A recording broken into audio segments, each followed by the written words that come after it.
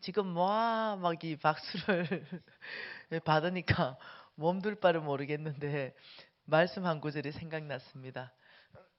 사무엘상 2장. 하나님이 제가 광야에 있을 때 저에게 이 기록된 말씀을, 이 로고스의 말씀을 레마로 저에게 말씀해 주신 그 말씀인데요. 그 박수 소리와 함께 기억이 났어요. 사무엘상 2장 7절과 8절 이 두 절 말씀입니다. 같이 한번 읽어볼까요? 여호와는 가난하기도 하시고 부하기도 하시며 낮추기도 하시고 높이기도 하시는도다. 가난한 자를 진토에서 일으키시며 빈곤한 자를 거름더미에서 올리사 귀족들과 함께 앉게 하시며 영광의 자리를 차지하게 하시는도다. 땅의 기둥들은 여호와의 것이라. 여호와께서 세계를 그것들 위에 세우셨도다. 제가 그 광야에 있을 때 하나님께서 이 말씀을 통해서 저를 위로하셨던 말씀입니다. 딸아, 여호와가 누구신지 보라고 말씀하셨고, 그는 부한 자를 가난하게도 하시는 분이시고, 또 부자를 또 가난한 자를 부하게도 하시고, 또 부자를 가난하게도 하시는 분은 여호와시다. 교만한 자를 낮추기도 하시고 겸손한 자를 높이기도 하시는 분이 여호와시다. 이 가난한 자를 진토와 거름더미 같은 곳에서 끌어올리사 귀족들의 반열에 함께 앉게 하시며 영광의 자리를 차지하게 하시는 그분이 여호와시다. 주님께서 이렇게 말씀하셨어요. 그러면서 저에게 주님께서 내가 너를 다시 부를 얻을, 재물 얻을 능력을 줄 것이며, 너는 지금 이렇게 버림받은 것 같은 거름더미 같은 그런데 버려진 것 같은 그런 느낌이 너 안에 있지만은 내가 너를 귀족들의 반열에 함께 앉게 하여서 너를 이 영광스럽게 할 것이다. 이렇게 말씀하셨어요. 이 말씀 받을 때가 제가 굉장히 고통 가운데 있을 때입니다. 그리고 이것이 저한테 큰 힘이 되었고, 그런데 주님께서 한 가지 주의를 주셨습니다. 이 일이 너의 삶에 일어나려면 사무엘상 2장 30절 하반절 말씀을 기억하라 그랬습니다. 그 2장 30절 하반절 말씀이 나를 존중히 여기는 자를 내가 존중히 여기며 나를 멸시하는 자를 내가 경멸하리라. 이 말씀을 함께 주셨습니다. 하나님을 존중히 여기는 자를 하나님은 존중히 여기시고 하나님을 멸시하는 자를 하나님은 그를 경멸한다. 여러분, 우리가 이 자녀들에게 뭔가를 시켰을 때 이 자녀들이 엄마 말을, 아빠 말을, 부모 말을 들은 척도 안 하고 그냥 뭘 해라 하더라도 그냥 무시해버리고 이러면 굉장히 무시당하는 느낌이 들잖아요. 근데 이 자녀한테 뭔가를 얘기했을 때 이 자녀가 순종할 때 내가 굉장히 존중을 받는다는 느낌이 있잖아요. 마찬가지입니다. 하나님을 존중히 여긴다 이 뜻은 그의 말씀을 귀하게 여기고 그의 말씀대로 순종하는 사람을 말하는 것입니다. 그것이 하나님을 존중히 여긴다는 뜻입니다. 하나님은 하나님의 말씀을 순종하는 자, 그 자들을 내가 귀하고 존중하게 여긴다. 이렇게 말씀하셨어요. 이 말씀이 제 심장에 콱 박혔죠. 저는 이 아버지가 제가 아주 어릴 때 한 7, 8살 때 아버지가 폐암 말기였습니다. 그리고 아버지가 돌아가셨기 때문에 저는 아버지의 돌봄이 필요할 그때 아버지가 돌아가셨어요. 그러다 보니까 내 안에 결핍이 일어났습니다. 그것은 뭐냐면 권위자들에 대한 어떤 사랑, 인정 이런 욕구가 내 안에 있게 되었습니다. 아버지는 저의 절대 지지자였습니다. 제가 이 사고뭉치였는데 언니들은 공부를 잘했고 저는 일단 공부에 흥미가 없는 사람이었고 놀러 다니는 걸 좋아했고 에너지가 많았고 그래서 이 학교 갔다 오면은 이 아버지가 이 딸 3명의 막내딸, 이 막내딸을 폐암 말기니 얼마나 이렇게 애처로웠겠습니까? 그러니 내가 해달라는 모든 거는 다 해줬습니다. 저는 몰랐죠. 아버지가 그런 폐암 말기다 뭐 이런 것도 늘 주사를 엄마가 직접 놔주고 몰핀 주사 아버지 고통이 너무나 심했기 때문에 이래 했던 것들을 잘 모르고는 이제 초등학교 갔다 오면 동구밭에서부터 우리 아버지가 나를 마중 나옵니다. 그러면 제가 이제 가방을 그냥 던지고 숙제해놔 알았지?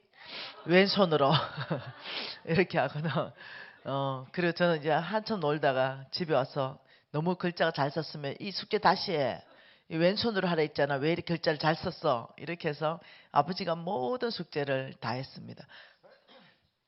그리고 이제 이 지불놀이가 있었어요. 깡통에 불러가지고 돌리는 거. 이거 잘못 돌려가지고 산불을 냈어요. 온 산불이 다 나면 아빠 저 산불 보여? 저거 내가 냈어. 이러면 이제 아버지가 저를 다락에 던졌습니다. 그리고 이불 하나 넣어주고 아빠가 해결할 때까지 절대로 나오지 마라. 그러면 이제 제가 거기서 한참 자고 아빠는 경찰서 가서 네 밤을 새우고 그 모든 걸 해결하고 아빠가 해결 다 했다. 따라 늘 이렇게 했습니다. 그리고 이 시골 집이었는데 그 집집마다 이런 볏집단이 쌓여 있었는데 거기 또 지불놀이 하다가 벽질단에 불을 붙여가지고 온 집을 또 남의 집을 다 태웠습니다. 아빠 저 불타는 집 내가 냈어. 이러면 역시 아버지는 나를 다락에 던졌고 숨겼고 아빠가 불 냈다고 할 테니 너는 나오지 마라. 이래서 이제 아빠가 다 뒤처리했습니다. 아빠가 원래는 한 3개월에서 6개월밖에 못 사는 분이었는데 어찌된 경인지는 저는 몰라요. 그렇지만 우리 어머니의 기도의 응답이라 생각해요. 제가 중학교 1학년 때까지 사셨어요. 원래는 제가 초등학교 1학년 때 아버지가 돌아가셔야 되는데 폐암 말기면서도 8, 9년, 10년 정도를 더 살게 되시는 거예요. 그래 하면서 아빠는 내 초등학교 전체 6학년 동안 아버지가 숙제를 다 해줬습니다. 이런 상황에서 초등학교 1학년 때쯤 되나요? 아니면 곧 들어가기 무렵쯤 되는데 아주 깡촌으로 갔는데요. 왜냐하면 서울에서 태어났고 서울에서 자랐지만 폐암 말기였기 때문에 공기 좋은 데서 이런 데 가야 되는 데서 우리 어머니가 아버지를 살리기 위해서 깡촌으로 갔어요. 그런 상황에서 이 집과 화장실은 굉장히 멀었습니다. 그때 당시에. 근데 그 화장실이 집은 다 초가집으로 전 동네가 다 초가집이었습니다. 시대적 배경은 박정희 대통령이 하실 때였고 새마을 운동이 막 펼쳐질 때였습니다. 그러니까 초가집에서 다 이제 막 스레트 지붕으로 막 이렇게 바뀌는 이런 찰나였죠. 그리고 이 땔감은 다 나무였습니다. 이런 상황 가운데서 저는 이 화장실에 가게 됐는데 그 화장실은 그냥 나무 다리가 걸쳐져 있는 이런 화장실이었습니다. 근데 잘못 짚어가지고 그냥 빠지게 됐습니다. 그래서 이 빠졌는데 아마 그게 이 머리까지 갔으면 제가 죽었을 텐데 딱 목까지 왔습니다. 근데 너무 멀어가지고 아무리 사람을 불러도 듣지를 못했어요. 그러니까 이제 그게 구데기는 올라오기 시작하고 제가 이 한 시간 동안 빠져 있었습니다. 그리고 이제 우리 엄마가 화장실 오면서 딱 보니 애가 빠져 있으니까 우리 엄마가 너무 화가 났어요. 왜냐하면 맨날 하는 짓이라고는 그런 사고만 치고 다니니까 그래서 이제 화장실에 저를 건져 올려가지고 우리 엄마가 너무 화가 나가지고 니는 하는 짓마다 사고를 친다고 이래서 그 바깥에 옛날에는 바깥에 있었잖아요. 바깥에 이제 그때 마침 새마을 운동이 막 이렇게 전개되면서 이 펌프에서 수도가 막 이렇게 나아지고 막 이럴 때입니다. 엄마가 너무 화가 나가지고 이 수도 꼭지에다가 이 호수 같은 거 이런 거 연결하고 이제 쟤를 마당에 세워놓고 이제 그 막 이렇게 뿌리고 있었어요. 찬물을. 근데 너무 추운 거예요. 왜 이미 그 빠져가 1시간 동안 있었기 때문에 애가 얼었는데 막 이렇게 그 찬물을 뿌리니까 나는 춥다고 우리 엄마한테 막 과음을 지른 거죠. 그러니까 네가 지금 춥다 말할 때냐 이제 우리 엄마가 막 이러고 그 내가 과음을 막 지르니까 이제 아버지가 밖에 나와 보니 애가 똥을 뒤집어 쓰고 어머니가 이러고 있고 나무 짝대기 들고 이 옷을 뺏기려고 하고 있는 거예요. 그러니까 아버지가 그 옛날에는 그 밍크 담요 아시죠? 그 제 집안의 재산 1호 아닙니까? 그걸 들고 나와서 똥 묻은 채로 저를 감싸 안았습니다. 그걸 전체를 감싸 안고 저를 안방으로 저를 데려가고는 여기 있어라 이러고 아주 엄하게 엄마를 호되게 야단치는 걸 제가 봤습니다. 물거리라고. 그래서 이제 그 김장 다라이가 옛날에는 어마어마하게 컸거든요. 거기다가 이제 뜨거운 물을 우리 어머니가 다 끓여가지고 이제 나를 담갔습니다. 그리고는 씻어주라고 이렇게 해서 아버지의 절대 지지, 아버지의 절대 신뢰 속에서 제가 자라났는데 아버지가 하룻밤 자고 일어났는데 돌아가셨어요. 근데 그거는 아프면서 돌아가신 게 아니라 심장마비로 돌아가신 거예요. 그러니까 저 안에 어제까지 나의 절대 지지자가 하루아침에 사라져버린 거예요. 그래서 저는 첫째, 하나님 아버지다 이러면 나한테는 늘 따뜻해요. 아버지다 이 말 자체가 따뜻해요. 그래서 하나님에 대한 오해가 단 한 번도 없었습니다. 그래서 늘 용납하고 용서하시고 이해하시고 상주시고 이런 부분에 대해서는 근데 저는 엄마라는 단어가 어렵습니다. 네, 저는 엄마는 상대적으로 엄격하셨고 아주 잣대가 정확하셨고 그냥 성경 안 읽으면 밥도 굶겨버리시고 이랬던 엄마입니다. 그러니까 이 아버지에 대한 사랑에 대한 이 간절함과 갈구함은 내한테 늘 있었습니다. 그러다 보니까 이런 영적 지도자, 담임 선생님 이런 데 잘 보여야 되는 거죠. 애가 공부를 못 하는데 근데 잘 보이려 하니까 반장을 하고 싶은 거죠. 옛날에 우리 때는 반장하려면 공부 잘해야 됐거든요. 그러니까 머리 안 되는 머리 가지고 머리를 싸매고 공부를 하는 거예요. 왜? 반장하려고. 그래서 제가 대학 졸업할 때까지 총학생 회장을 하면서 제가 반장을 늘 했습니다. 그러니까 늘 어떠냐면 그거는 뭔가 잘 보이려고 잘해 보려고 이래 했던 거예요. 근데 그것을 주님께서 제거하기 시작했습니다. 너가 정말로 사람들에게 존중받고 너가 정말로 사람한테 소중한 여김을 받고 내가 정말 사람한테 인정받으려면 거기에 방법이 있는 것이 아니라고 말했습니다. 그러면서 제가 그 광야 생활할 때 하나님이 그 다루실 걸 깊이 다루셨습니다. 사람의 눈치를 보고 사람에게 인정받고 싶어하는 그 욕구를 우리 주께서 아시고 그것을 10년 광야 안에서 제거하기 시작했습니다. 그러면서 오직 네가 하나님 앞에 주님을 존중할 때 사람들이 너를 귀하게 여기고 사람들이 너를 존중히 여기는 사람들이 너를 인정하는 그 일은 내가 너를 인정할 때 사람이 인정할 것이요 내가 너를 존중히 여길 때 사람들이 너를 존중히 할 것이요 이 말씀에 대한 이해를 이 10년 안에 광야 안에서 다 끄으셨습니다. 그러면서 이 광야가 지나가면서 저는 사람에 대한 기대를 완전히 접습니다. 제가 그 광야 전에 저희 성성장구할 때 사람들이 저한테 많이 찾아왔거든요. 그리고 사람들하고 관계가 교제가 폭넓게 이루어졌거든요. 근데 주님께서 그걸 끊으라고 했습니다. 그걸 다 끊고 오직 너는 내 앞에서 하나님을 존중할 때 너에게 보내는 사람들이 있을 거라고 말씀하셨고 그리고 그 사람들과 믿음의 교제를 다시 시작하라고 하셨습니다. 그리고 그 안에 예수 그리스도 중심적으로 교제하라고 그랬고 그래서 제가 제 인생의 가장 큰 선물은 제가 초반에 망하고 제가 사람 됐다는 거예요. 만일 그러지 않았다면 지금도 제가 인정받기 위해서 제가 노력했을 거고 사람들한테 제가 잘 보이기 위해서 제가 했을 것입니다. 근데 하나님께서 그 내면을 깊이 다루면서 그 강야 때 네가 나를 존중하는 만큼 내가 너를 존중히 여길 것이다. 이것이 제 심장에 제가 이게 박혀 있는 말씀인데 오늘 여러분께서 이렇게 박수를 쳐주니까 갑자기 이 말씀이 탁 나한테 살아나는 거예요. 꼭 이러시는 것 같아요. 맞지? 이러시는 것 같아요. 하나님께서 따라 맞지? 내가 너를 어디라 가나 존중하고 귀하게 대접받게 하지 맞지? 이런 하나님의 위로입니다.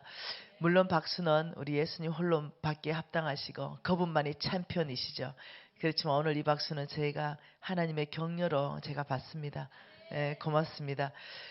제 인생의 가장 큰 실패는 성경이 절대 진리가 아니었다는 것, 이것이 내 인생에 가장 큰 실패를 갖다 줬고, 예, 성경의 위치가 정말로 절대적으로 제가 놓지 않았고 그냥 세상의 참고서 정도로, 일반 세상에 좋은 책 그리고 성경책 믹스해서 좋은 걸 선택하는 이 삶이 저에게 큰 실패를 가져다 줬습니다. 이제는 저의 모든 인생의 절대 위치는 성경입니다. 말씀이 하라면 하고 말씀이 하지 말라고 하면 천하 없어도 안 합니다. 그것이 나에게 어떤 유익을 준다 하더라도 하지 않습니다. 내 생각 이제는 없습니다. 하나님, 제 생각에는요, 이러다가 혼난 게 누구냐면 욥입니다. 욥이 생각이 너무 많아요. 그래서 하나님이 화가 났어요. 네 이거 아냐? 네 이거 아냐? 이렇게 욥이 나중에는 할 말 없음 이렇게 된 거예요. 그러니까 이제는 내 생각에는 이 자체를 접었습니다. 의인이 고통받는 거에 대해서 내 생각에는요, 이거 하나님께서 이유가 다 있다는 거죠. 그래서 아버지, 저는 지금 이해하지 할 수 없지만 아버지의 모든 것이 옳습니다. 저는 이제 이 태도를 바꿨습니다. 그래서 주님이 하라면 할 것이요, 주님이 하지 말라면 하지 않을 것입니다. 왜냐하면 지금은 모르지만 주님이 모든 것이 옳기 때문입니다.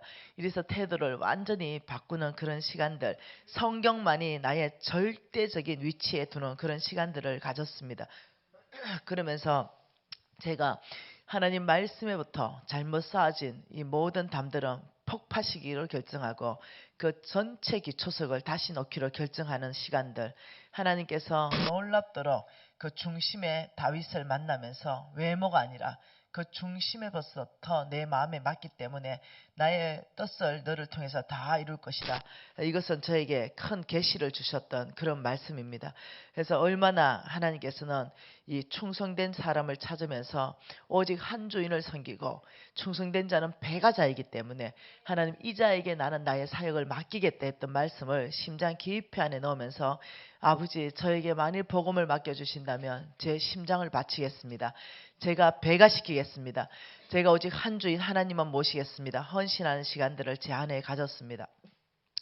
저의 삶을 바꿔놓았던 한 구절은 이 달란트와 비유와 머나의 비유가 정말로 하나님이 쓰시는 자격시험이라는 것, 이 하나님 재물의 자격시험을 통과할 때는 하나님이 많은 것을 맡기고 10고울의 건세를 맡기고 더 하나님 나라를 확장할 수 있는 권위가 따라온다는 것을 제가 심장 깊이 안에서부터 이해하게 되었습니다.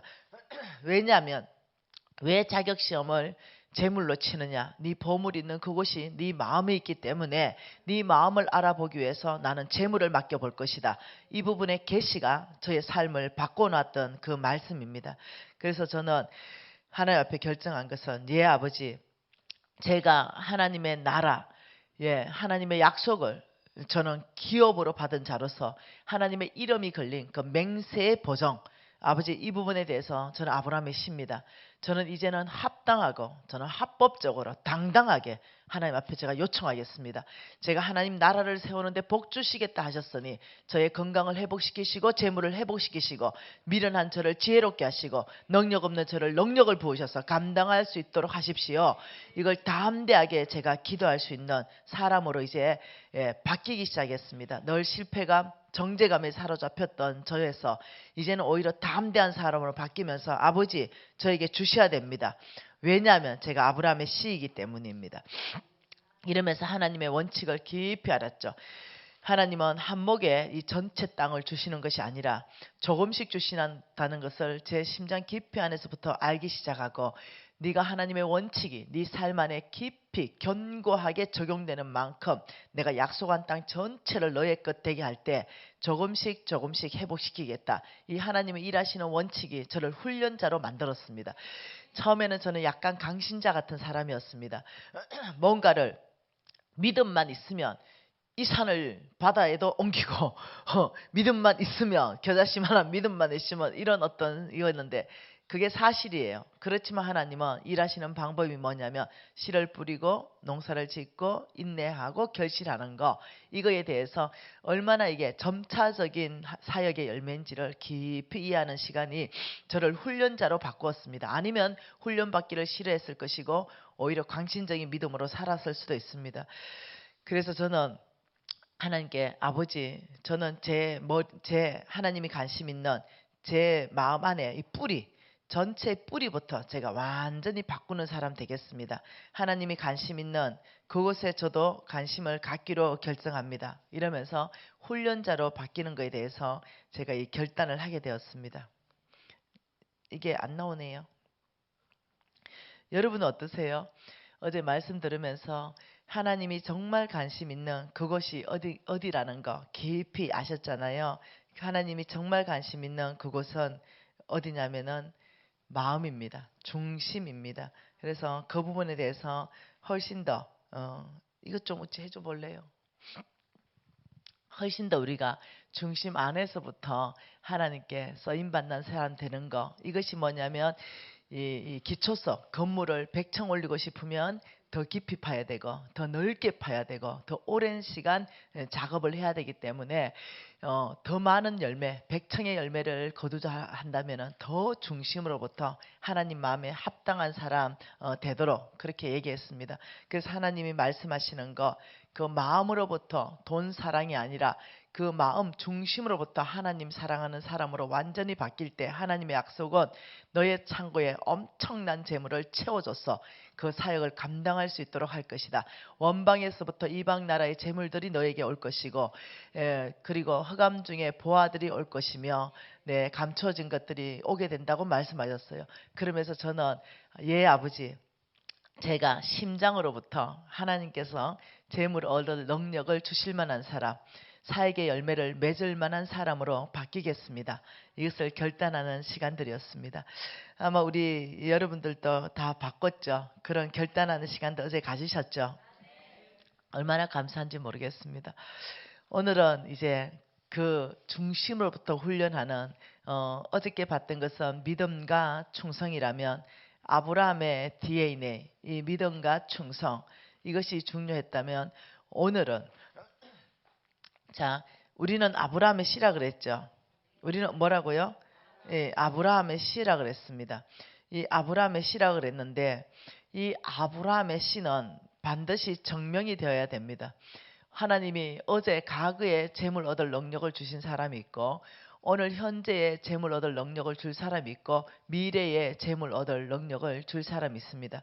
그것은 그 기준은 뭐냐면 아브라함의 씨의 영적 DNA입니다. 이 영적 DNA 이것이 하나님 안에 증명되기 시작해야 되는데 그 삶으로 영적 DNA가 두 개 있습니다. 삶으로 아브라함의 영적 DNA가 두 개가 있고 중심에 아브라함의 영적 DNA가 두 개가 있습니다. 그 중심의 DNA는 믿음입니다. 아브라함은 믿음의 사람이었고 아브라함은 충성된 사람이었습니다. 충성의 삶을 살았어요. 그래서 이것을 어제 아브라함의 영적 DNA를 이식받기 위해서 우리는 이 중심의 두 가지를 어떻게 훈련할 것인가. 믿음으로 사는 삶의 훈련은 말씀하시면 순종하는 훈련을 끊임없이 한다. 그리고 충성의 훈련은 작은 것 재물 남의 것에 우리가 충성하는 훈련을 한다. 이것을 어제 봤고 오늘은 아브라함의 삶의 라이프 스타일의 영적 DNA 이 두 가지 하나님은 하나님이 약속한 것을 기업으로 받은 자를 위하여 그 이름을 맹세로 보정했습니다. 그러니까 내가 받고 싶은 것 이거 아니라는 거예요. 하나님이 이미 약속하신 것 그것을 기업으로 받으라. 그것이 아브라함의 씨들이여 너희들을 상속을 이을 자 유업을 이을 자 상속자로 내가 삼을 것이며 내가 하나님의 나라를 세우는 모든 축복을 너에게 줄 것이다. 바라보는 만큼 줄 것이다. 동서남북을 바라봐라. 종과 행으로 다녀봐라. 그만큼 줄 것이다. 굉장한 말씀을 하셨다는 거죠. 그러니 그 아브라함의 씨라면 반드시 저와 여러분에게 아브라함의 삶의 라이프 스타일이 드러나야 됩니다. 아브라함의 중심에 어떤 이 두 가지가 드러났다면 이 삶 창세기 말씀 한 번 더 봐보십시다.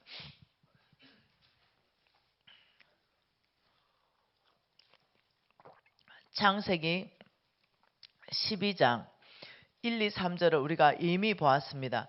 창세기 1, 2, 3장은 하나님이 아브라함을 부르시고 이제 하나님이 지시한 가나안 땅으로 가라고 했을 때 갈 바를 알지 못했지만 가라 했기 때문에 순종한 그 아브라함.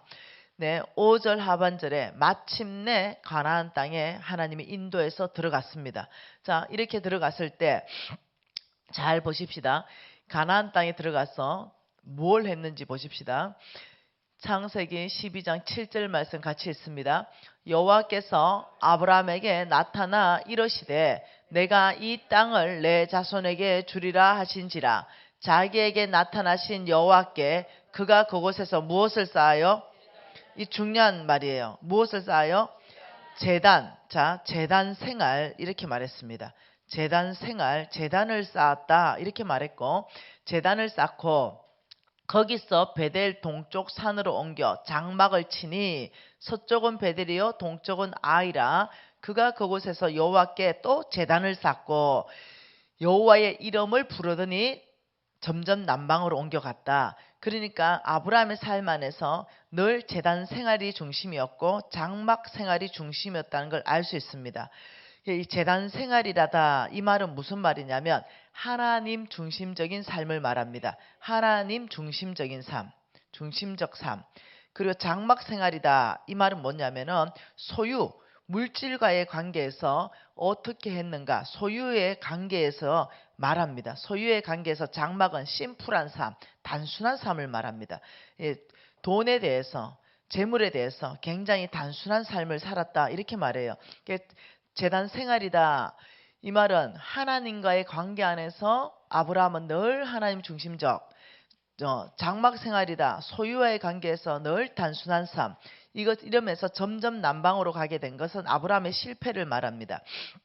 그 땅에 기근이 들었으므로, 그러면서 하나님이 가지 말라는 땅으로 내려갔고 여기에서 큰 실수를 하는 것이 마누라를 누이라고 말하면서 시집 보냈습니다. 그러면서 크게 실수했고 아브라함은 하나님을 큰 실수를 통해서 하나님을 경험합니다. 마누라를 다시 찾아줬고 그러면서 또 실수했지만 거기에서 양과 소와 노비와 암소와 낙타를 어마어마하게 받게 하십니다. 한재물 챙기고 실수하고. 그러면서 다시 바로에게서 사라를 찾아와서 큰 재앙을 내리시면서 하나님이 아브라함 손에 다시 마누라를 찾아줬을 때 이 아브라함이 크게 회개합니다. 그러면서 13장 돌아왔을 때 뭐라고 말하냐면 2절에 아브라함에게는 가축과 금과 은이 풍부하고 3절부터 읽습니다. 그가 네게부에서부터 길을 떠나 베델에 이르러 베델과 아이 사이 곧 전에 장막 쳤던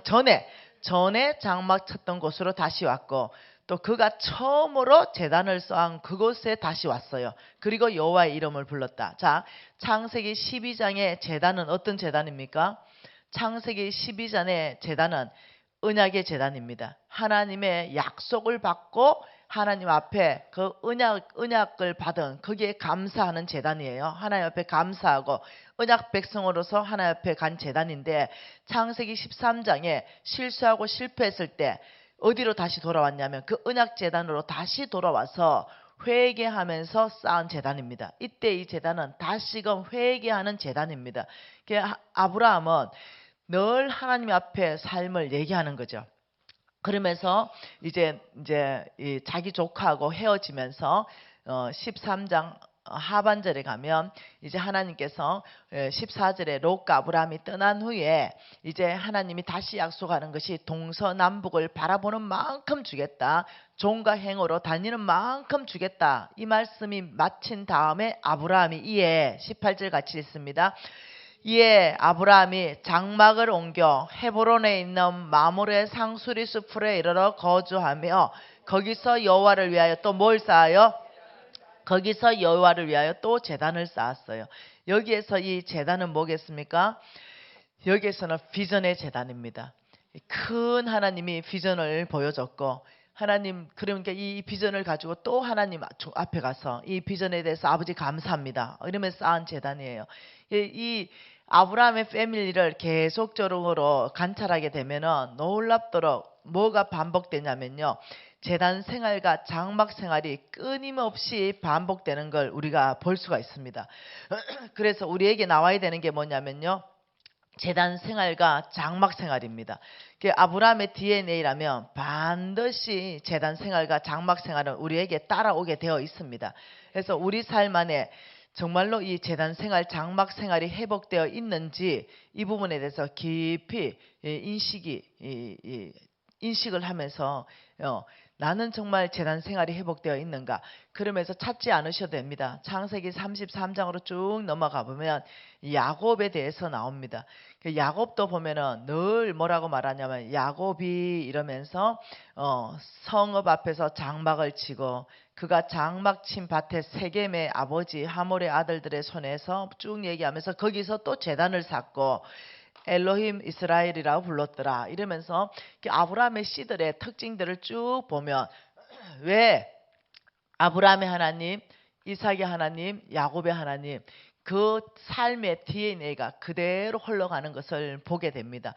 그래서 이 아브라함의 씨들은 늘 어떠냐면은 이 아브라함의 삶의 영적 라이프 스타일은 늘 하나님 중심적인 삶. 예, 지금으로서 이 재단 생활은 무엇을 의미하냐면 말씀 중심, 기도 중심, 교회 중심, 교제 중심을 말하는 겁니다. 항상 모이기를 힘쓰고 늘 주님 앞에 말씀 앞에 나가는 걸 힘쓰고 늘 주님 앞에 기도하는 걸 힘쓰고 교회에 왔다면 교회에 그냥 출근부에 도장 찍고 사라지는 것이 아니라 하나님과 교제했다면 성도 간에 교제하며 그들을 위로하고 함께 교회로 만들어가는 것 이것이 재단 생활입니다. 그래서 저와 여러분이 아브라함의 씨라면 나에게 정말 이 재단 생활이 나는 정말 하나님 보시기에 합당한가? 여러분 우리 솔직하게 말해보면 사역자들이 이게 더 무너지는 경우가 있다는 거죠. 너무 사역이 바쁘기 때문에 오히려 재단 생활이 무너져 있는데도 무너져 있다는 걸 눈치를 채지 못한다는 거죠. 아니라는 겁니다. 정말 아브라함의 씨로서 사역의 열매를 맺기자 원한다면 하나님께서는 하나님은 하나님의 약속을 기업으로 받은 그 자들에게 보정하셨기 때문에 정말 내가 아브라함의 씨로서의 정말 하나님께 놀랍게 쓰임받고 열매를 내어서 하나님을 영화롭게 한다면 나의 삶부터 재단 생활이 회복되어야 된다는 거예요.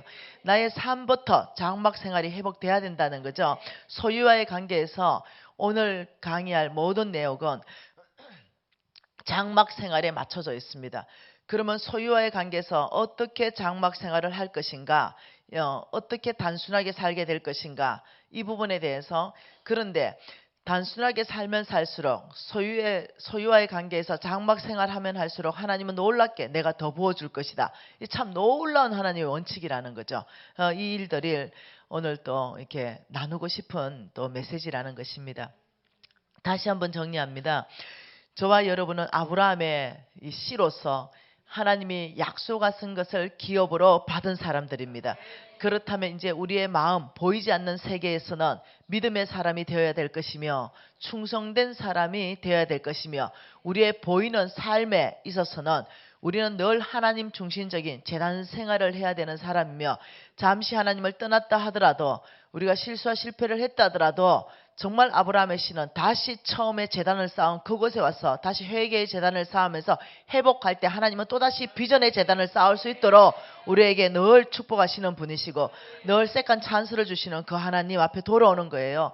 그러면서 정말로 나는 소유와의 관계에서 여러분 어쩌면 우리가 사역자이기 때문에 오히려 이 부분이 더 무너졌는데도 인지를 못할 수가 있다는 거죠.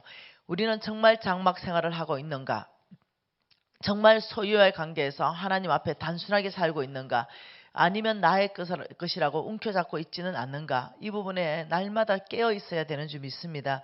그러면 어떻게 소유와의 관계에서 단순하고 정말 장막 생활을 할 수 있는가? 이 부분에 대해서 훈련이 필요합니다. 어떤 훈련을 해야 되냐면 어저께 했던 훈련. 첫째, 만몬을 제거하라. 이제 만몬을 제거하는 것 자체가 벌써 아마 단순한 삶, 이 소유와의 관계에서 장막 생활을 훈련하는 것입니다. 하나님께서 이렇게 말씀하셨죠. 이거 아시죠? 이거 삼각형 그림. 이 삼각형 그림에 여기에 누구를 부르냐면 성빈을 부릅니다. 이 온 땅에 여기에 성빈을 부르시고 하나님의 사역이 온 땅으로 확산되게끔 하셨습니다. 그리고 함께 동력할 사람들 여기에 부르십니다. 여기에 불러가지고 하나님은 이쪽으로 뭘 주냐면 이쪽으로 복을 줍니다. 이 사람들을 성부입니다. 하나님의 재물을 받을 성부들. 이쪽으로 하나님께서 약속하는 것이 내가 복 주는 통로는 이쪽으로 복을 줄 것이다. 그리고 너희들이 받은 모든 복을 이쪽으로 흘러가게 하라. 이게 하나님의 계획입니다. 하나님의 돈의 흐름이기도 합니다.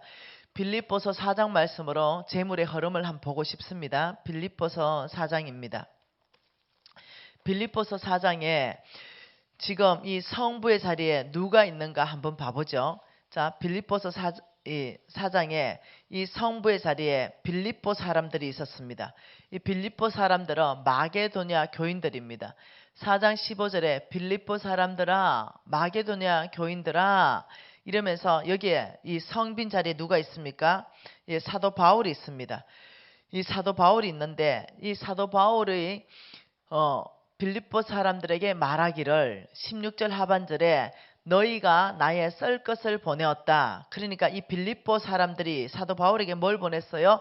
선교 헌금을 보냈다는 거죠. 선교 헌금, 너희들이 나의 썰 것을 보냈다. 이렇게 말하면서 이 사도 바울이 뭐라고 말하냐면 너희들의 선교 헌금은 그 결과가 뭐냐면은 너희가 준 것을 받았으므로 내가 풍족하다. 이 말은 사도 바울의 삶이 풍족하다는 뜻이 절대로 아닙니다. 이는 하고 설명했잖아요.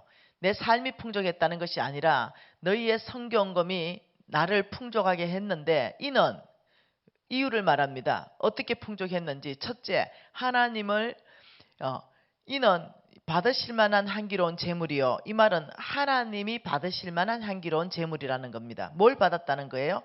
자, 그걸 보자는 거죠. 향기로운 뭐가 됐다고요?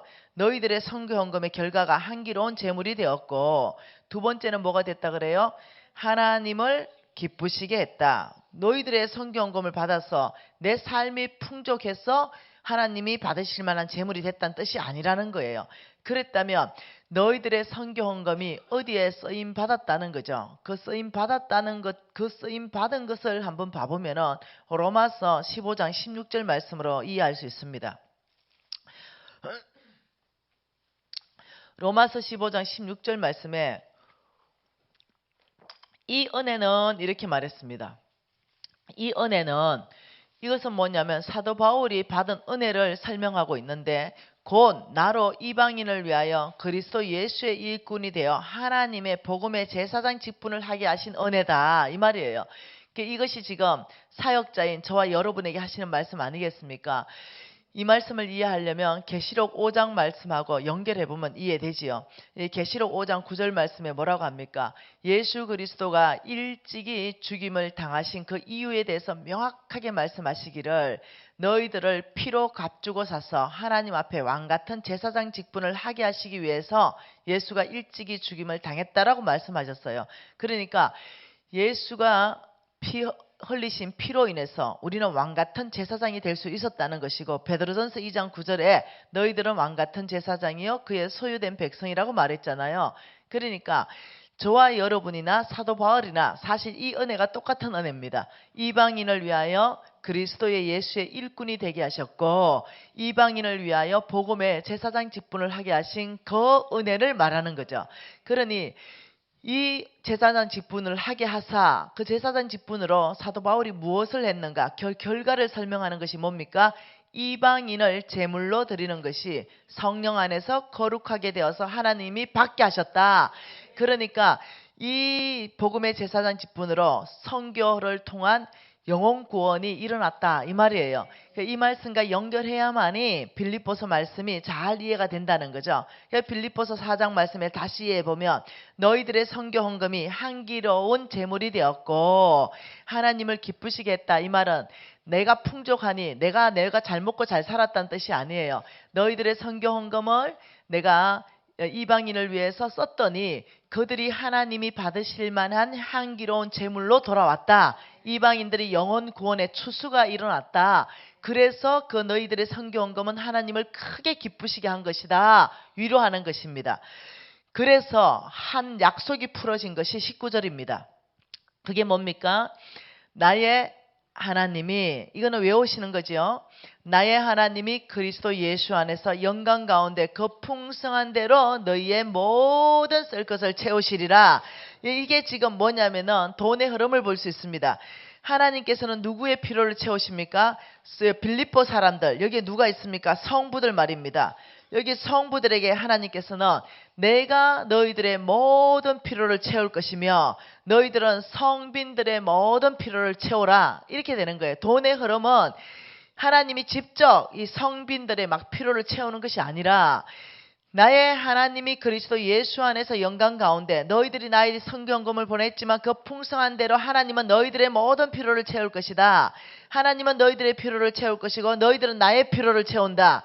하나님은 너의 필요를 채울 것이고 하나님은 너희들을 모든 쓸 것을 채우지만 너희들은 나의 필요, 이것은 성교의 필요를 너희들이 채우는 것이다. 돈의 흐름은 하나님은 성부를 축복하시고 성부는 성빈을 축복하시고 상 받을 때는 함께 받는다는 거죠.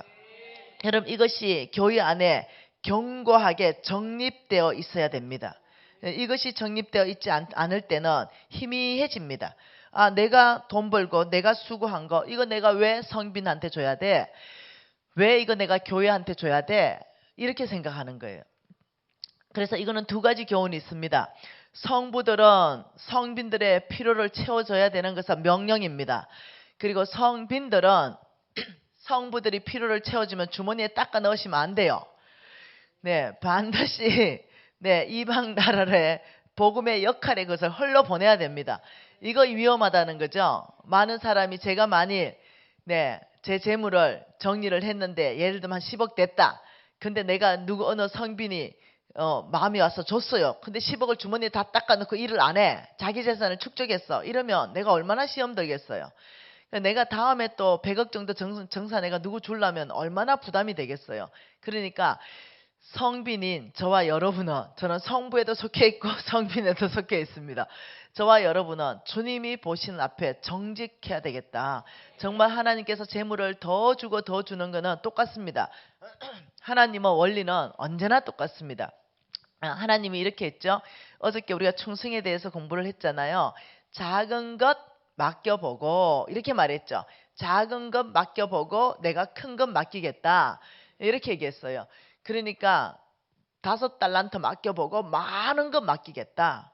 1달란트 맡겨보고 내가 너 10골의 건세, 영향력을 발휘하여 하나님의 나라를 세우도록 해주겠다.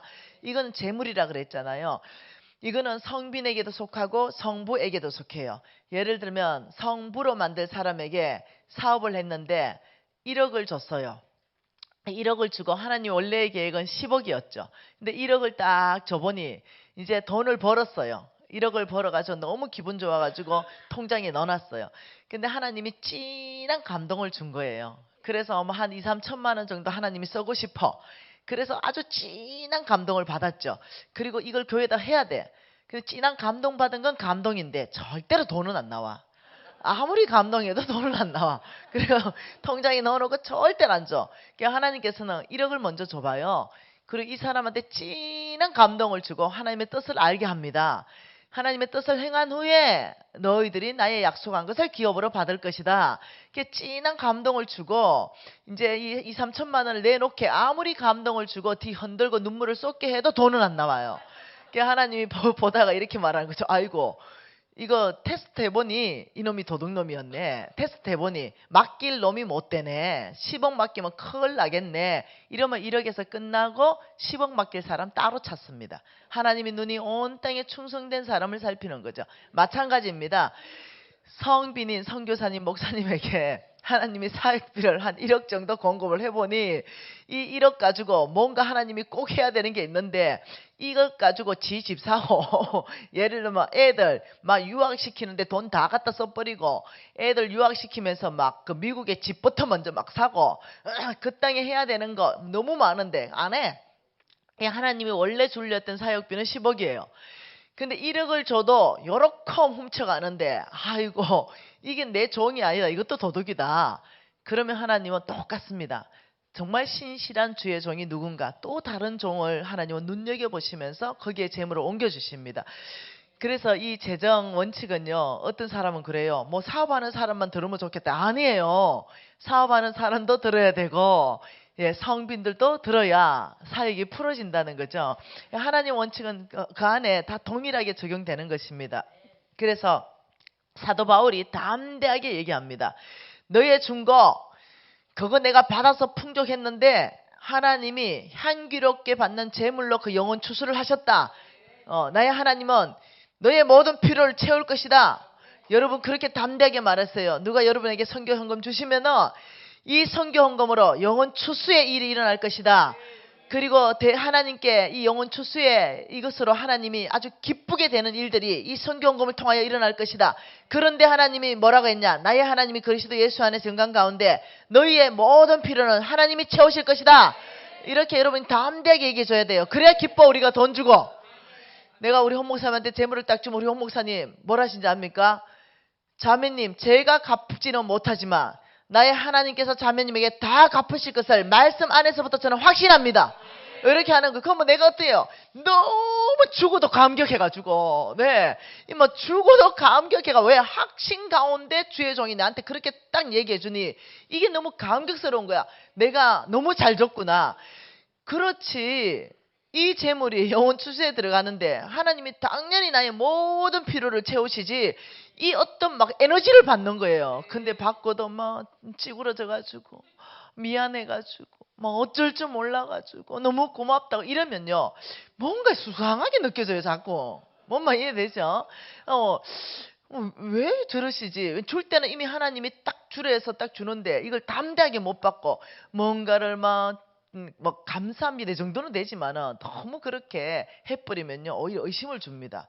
네, 오히려 비굴해 보이고 그렇기 때문에 내가 하나님의 종인데 내가 그걸 정말 당당하게 하나님 쓰라는 곳에 쓰는데 내가 당당하게 눈을 딱 보면서 자매님의 오늘 이 선택 나에게 1억 가져온 선택은 자매님 인생에서 가장 잘한 선택입니다. 왜냐하면 이 1억의 재물은 영혼 추수에 대부흥이 일어날 것이고 나의 하나님은 자매님의 모든 필요를 채울 거라고 나는 확신하기 때문입니다. 이래면 괜히 죽어도 더 주고 싶은 거 아세요? 네, 그래서 마음이 막 더 올라오고 그렇지 막 이러고. 그래서 이 주의 종으로서 정말 담대함이 필요한 것은 내 생활이 정결할 때입니다. 하나님 앞에 부끄럽지 않을 때입니다. 그래야 그 메시지가 파워가 나가는 거지. 사람이 영적인 이 사람이기 때문에 이 사람이 지금 정말로 정결하면서 주님 앞에 거짓 없는 양심으로 지금 나한테 얘기하는지 아니면 이게 먼저 행하고 가르치는 게 아니라 이게 뭔가는 놀랍죠. 아무리 말을 해도 그게 영적으로 그냥 캐치가 돼버려요. 그렇기 때문에 우리가 정결한 삶, 당당한 삶, 떳떳한 삶 이것은 우리의 사역을 풀어내는 중요한 거라는 것입니다. 할렐루야입니다. 그래서 우리가 어떻게 하면 아브라함의 씨의 영적 DNA 장막 생활을 할 수 있는가? 이것은 하나님께서 너희들 정말 성부 되고 싶냐? 여러분 이 성부는 성빈으로 삽니다. 돈 버는 사람은 돈을 다 남주는 사람이에요. 다시 말하면 저는 돈의 형태는 성부예요. 그렇지만 삶의 형태는 성빈입니다. 그래서 저는 자동차도 아주 겸손한 거 내가 탈 수 있는 만큼만 타고 집도 그냥 겸손하게 내가 살 수 있는 만큼만 살고 옷도 그냥 내가 입을 만큼만 절제해서 입습니다. 왜? 성부들은 돈이 많습니다. 그래서 이것을 어느 바운더리를 경계선을 걷지 않으면 어떤 일이 발생하냐면 더 좋은 차, 더 좋은 집, 더 좋은 옷, 더 좋은 음식, 더 좋은 명품으로 머리부터 발끝까지 다 휘감아 버립니다. 그래서 어떠냐면 만mon에 오히려 역으로 또 장악당할 수 있어요. 그렇기 때문에 이 나처럼 이렇게 돈 버는 성부들은 얼마면 가능할 것인가 이걸 반드시 주님 앞에서 결정하고 그 돈만 써야 됩니다. 저는 하나님 앞에 결단을 했어요. 아마 오래전부터 아버지 저는 한 달에 용돈을 2천만 원만 쓰겠습니다. 이걸 아예 결단을 했고 2천만 원 이상 이제까지 쓴 적이 없습니다. 그렇기 때문에 2천만 원 선에서 내가 할 수 있는 거를 한 달에 제가 쓰고 그 이상은 절대로 쓰지 않죠. 여러분들이 제가 하는 사업체를 보면 2천만 원 쓴다는 것은 굉장히 겸손한 결단을 해야만이 가능한 거라는 걸 이해하실 거예요. 네, 그리고 성빈들은 결단해야 돼요. 아버지 제가 돈을 벌지 않지만 성부로 살겠습니다. 하나님이 주시는 모든 재물을 흘러보내겠습니다. 저는 돈 쓰는 사람입니다. 아버지 주는 만큼 저는 돈 쓰겠습니다.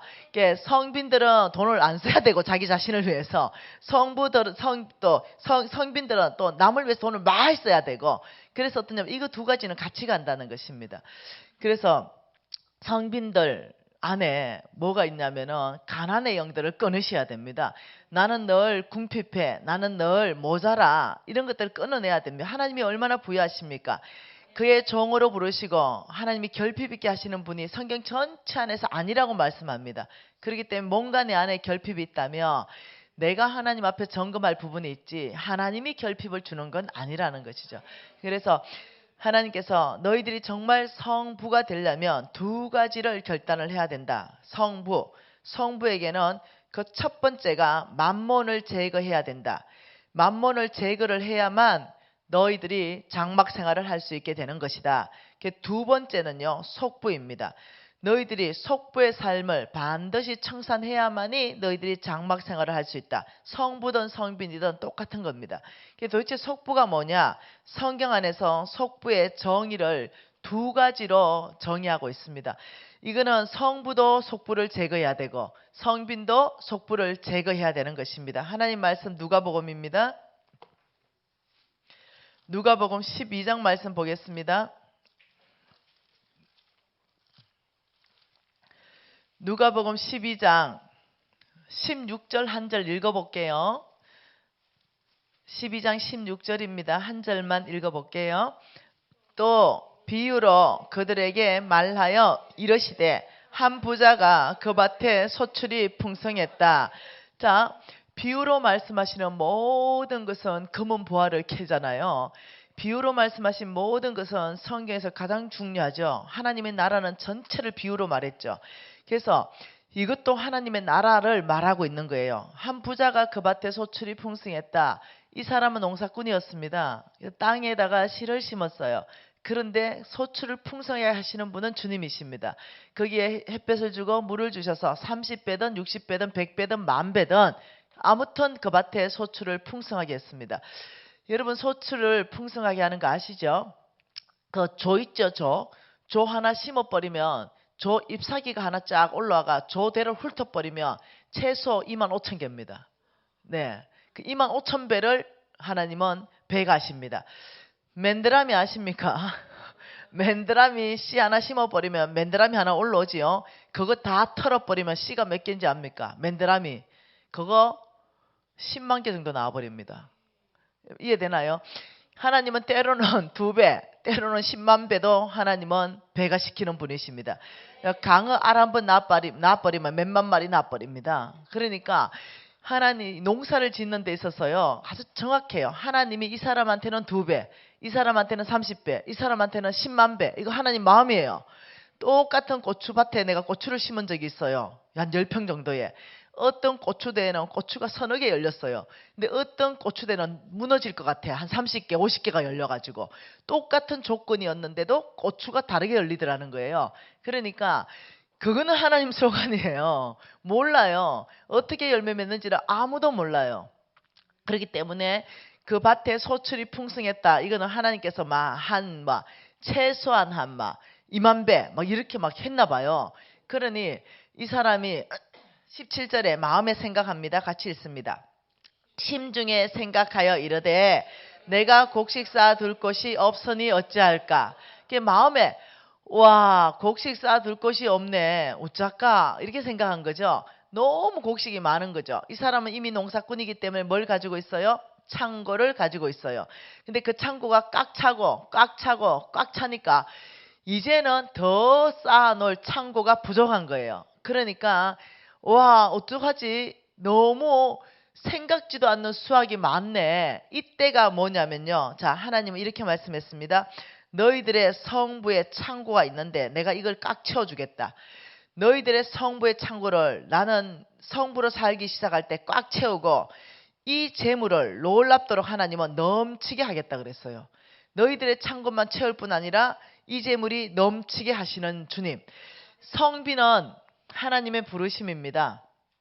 성빈아 너는 나의 종이다. 이래야 주의 종 돼요. 참 여러분들은 복도 많습니다. 네, 하나님이 특별히 꼭 찍어서 내 종으로 불렀으니 우애됐든 간에 다른 사람보다는 계산된 게 충성도 있고 믿음도 있고 헌신도 있고 희생도 있는 거예요. 다른 사람보다 하나님이 뭔가 이쁘게 본 게 있겠죠. 네 내 종이다 이렇게 하는 거예요.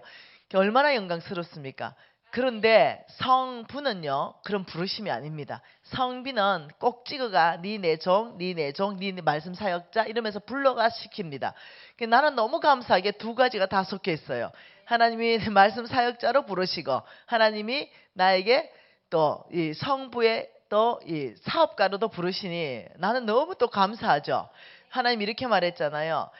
너희들은 장로를 존경하라. 그러나 말씀 사역자는 더 배나 존경하라. 그러니 하나님이 이래도 존경받게 하시고 저래도 존경받게 하신 주의 은혜 중에 은혜입니다. 저는. 그러니 우리는 정말 잘해야 돼요. 근데 성부는 그렇게 네 성부다, 네 성부다, 네 성부다 이렇게 하나님이 찍어서 부르는 게 아니라 너의 선택이다. 성부의 삶은 네가 성부를 선택하든지 네가 속부, 세상에 속한 부자로 속부를 선택하든지 그건 네가 선택하라. 성비는 뭐라고요? 이거는 부르심요. 이거는 그냥 하나님 불러야 됩니다. 이거는 부르심. 그런데 성부는 뭐라고요? 이거는 나의 선택. 이게 굉장히 우리한테 매력이 있다는 거죠. 홍성근 목사님께서 이 말씀을 전해주신 거예요. 여러분 제가 강의가 말씀이 탁월하죠. 이건 내 강의가 아니에요. 지난주에 오신 나의 서성 홍성근 목사님이 강의해 주신 것을 강의안을 제가 다 받아가지고 내가 먼저 살아내고 그리고 그것을 지금 저희의 사명은 뭔지 압니까? 나의 사명은 우리 서성 홍성근 목사님의 원본을 가장 훼손 없이 잘 전달하는 거. 이게 저의 사명 중에 사명입니다.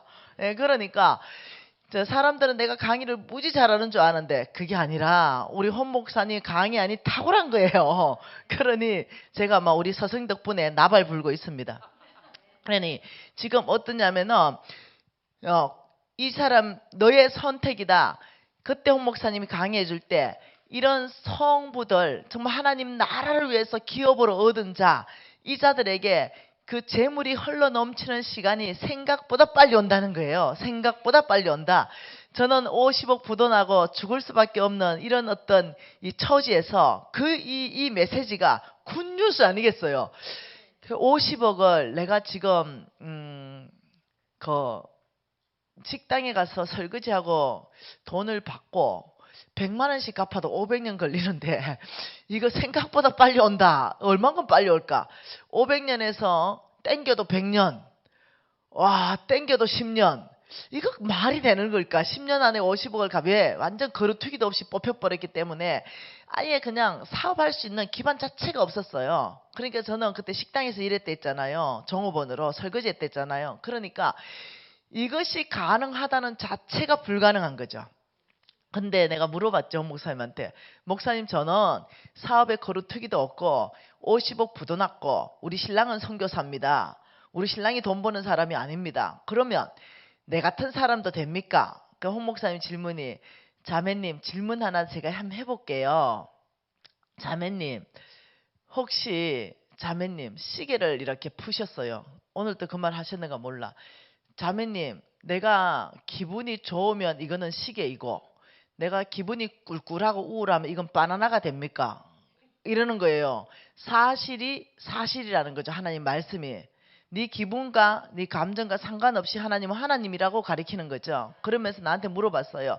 그러니까 내가 그렇지는 않습니다. 시계는 기분이 안 좋아도 시계고 기분이 좋아도 시계입니다. 하나님 말씀은 당신의 감정과 생각과 상관없습니다. 진리대로 그대로 역사하시는 분이십니다. 이렇게 말하면서 자매님 자, 감기가 걸렸는데 하나님이 자매님을 치료하셔야 되고 자매님이 죽었어요. 썩어서 냄새가 팍팍 나요. 그리고 하나님이 자매님을 살리셔야 돼요. 하나님한테 뭐가 어렵겠어요? 이래. 그것도 생각해보면 똑같아. 하나님한테는 똑같을 것 같은데요. 말 한마디니까 나사로가 살아나오던데요. 바로 그거예요. 하나님에게는 50억이든 5천억이든 거부는 똑같아요. 자매님의 그릇이 문제지요. 이러는 거야. 갑자기 힘이 불 꺼졌대. 근데 한번 해봐야 되겠다 막 이런 생각 막 드는 거예요. 그래가지고 오케이 내가 한번 해봐야 되겠다 이러면서 자매님 한 가지 부탁합시다. 자매님의 생각보다 자매님의 창구가 넘치는 시점이 빨리 오게 될 것입니다. 자매님이 그릇만 준비된다면 절대로 타락하지 마십시오. 그때 언제 선택하느냐. 나의 창고를 꽉 채우고 넘치게 하는 그 시점이 내가 성부를 선택하느냐 내가 속부를 선택하느냐 시점입니다. 이 말은 자매님의 50억 빚은 다 갚게 될 것이요.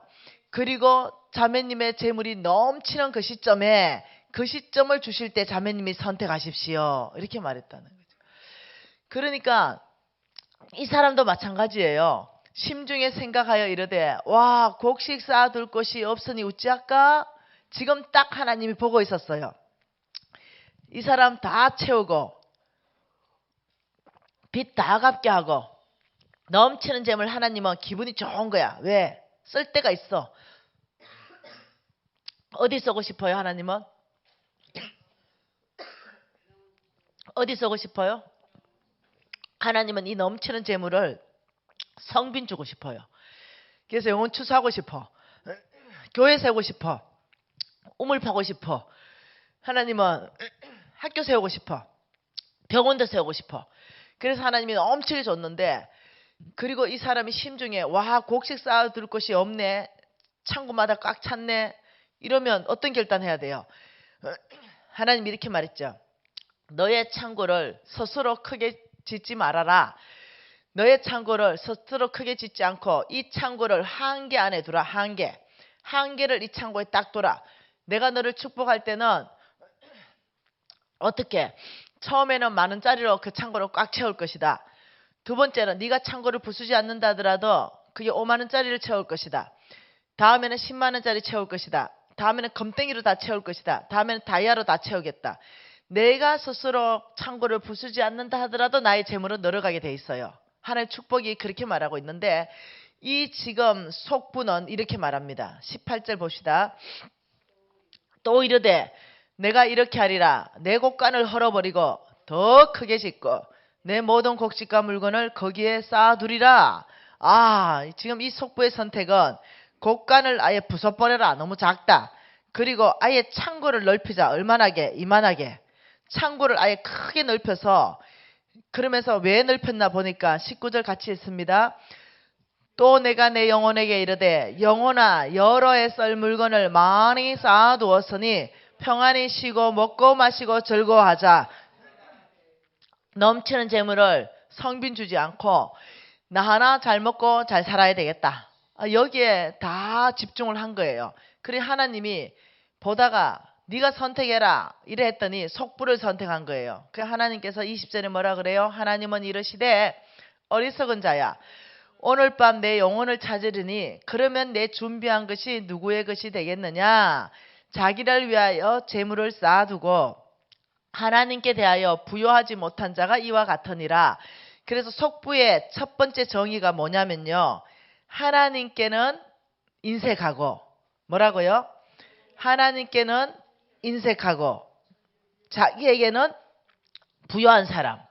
참 놀랍죠. 이 속부들은 하나님께는 인색, 그럼 자기 자신에게는 자기에게는 부요 이런 삶을 선택하는 것이 첫 번째 정의의 속부의 정의라는 거예요. 그래서 하나님께서 물은 게 뭐냐면 너 준비한 거 그거 누구 거 되냐? 이 질문에 대해서 해답을 찾아봐야 된다는 거죠. 우리 생각에는 뭐 자식 거 될 것 같지만 자식 거 됐으면 이 질문이 안 나오지요. 그래서 여러분 10분간 쉬었다가 이 재물이 누구 거 되는지 살펴보도록 하십시다. 10분간 쉬십시다.